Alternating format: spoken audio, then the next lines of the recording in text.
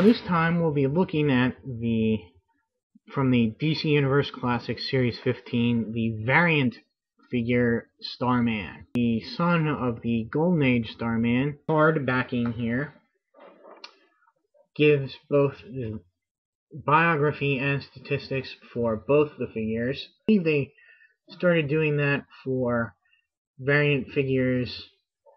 Yes, that was Series 12. So the card is the same for both. And you see here the other figures in the wave.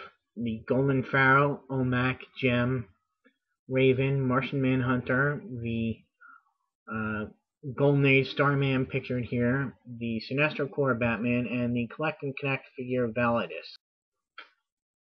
Now the other variant is the Martian Manhunter, who has a more Martian-like appearance. Jack Knight, his first appearance is in 0 Hour number 1 in 1994, alongside his brother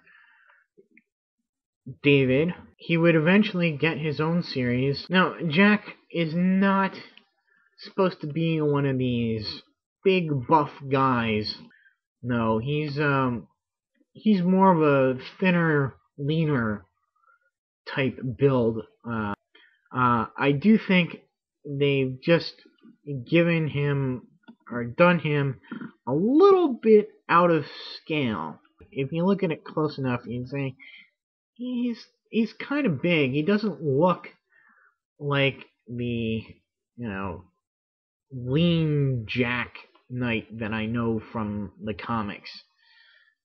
So he's a little disappointing in that sense, but overall he's I'm very pleased to have gotten a version of this character in the DC Universe Classics line. He's got a nice soft rubbery plastic jacket, which underneath you can see he's got a plain green t-shirt. It might have been cooler if they could have done some design, like maybe giving him the ragdoll t-shirt that he wore. He did wear a plain green t-shirt for a while, so it's not entirely, without reason. Got some nice details on his pants here. And the seam of the pants lines up with the seam on his the two legs, so that's pretty fortunate because that seam is quite prominent.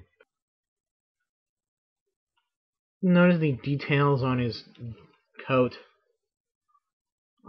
jacket here. He's got buttons, a pocket, the stitching there, or on the line. He's got a nicely designed, I guess that's the symbols of the zodiac. Fairly nice face sculpt. He's got his trademark goggles, and he's got the soul patch goatee thing going on there. The one paint detail that I have trouble with is the star on his lapel.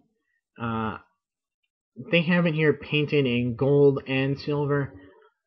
It should just be a straight silver, if I recall. The actual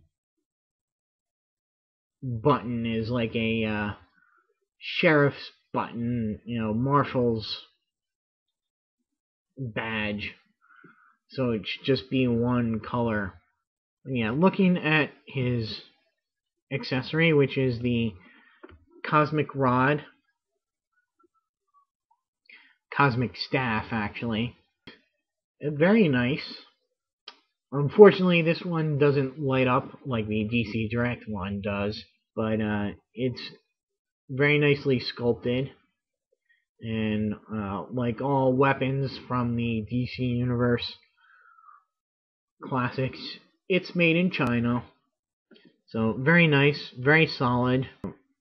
Not as bendy as some of these weapons can be. That's pretty good. And it fits into both his hands very well. For articulation, head is very nice. The back collar does bump into his back of his head, but doesn't really limit his the posability there. His arms do go all the way around and go out, rotate at the bicep, bend at the elbow, rotate at the wrist.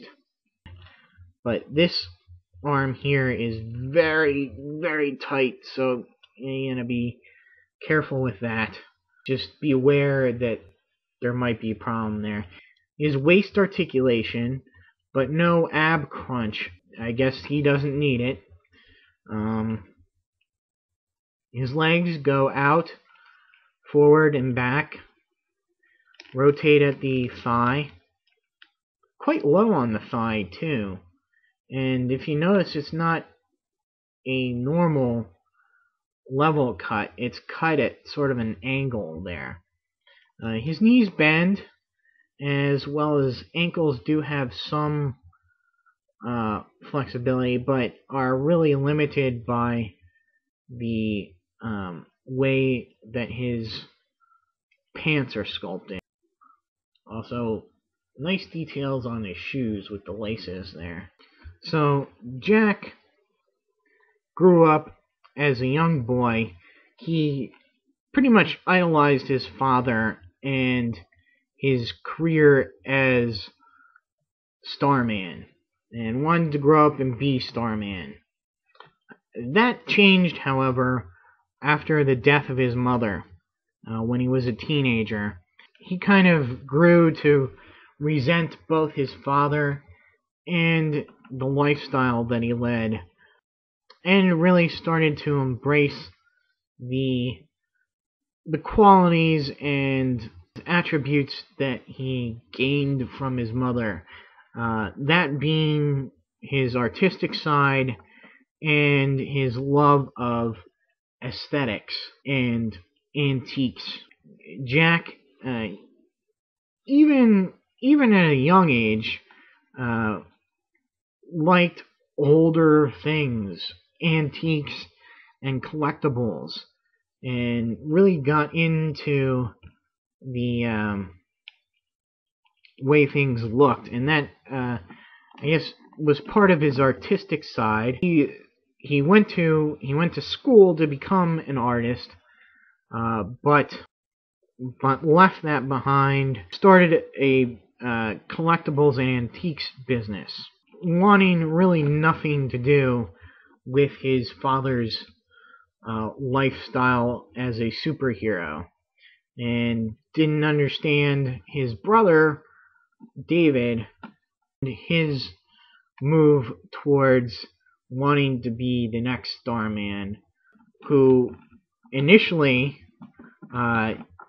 was not interested in being a superhero, really becomes Starman out of necessity because the Mist and his son and daughter embark on a crime spree. The Mist wants to take his decades-long vendetta out against the Knight family. That's why his son Kyle kills David, and his daughter Nash allows Jack to live, and then Jack uses a old gravity rod of his father's to engage Kyle in battle, and he kills Kyle. Then both the Mist and his daughter Nash are arrested and taken away. Realizing that Opal needs some sort of protector, he agrees to sort of take up the mantle of Starman as on a part-time basis, but on his terms. So he's not gonna wear the silly costume. He's just gonna wear his plain clothes, which you see here before me is just pants and a jacket, and he does retain the Starman symbol through the badge that he wears on his lapel, and through the star-themed zodiac wheel that he has on the back of his jacket. He joins the JSA.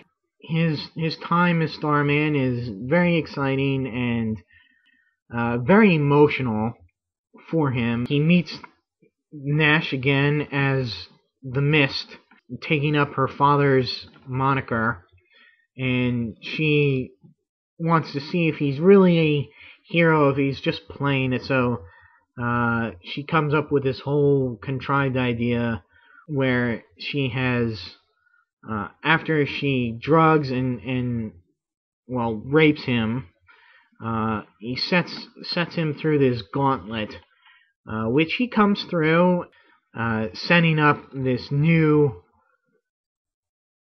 antagonism between the new Mist and the new Starman. He comes out to find later that he has fathered a child with the Mist, and she holds this over him.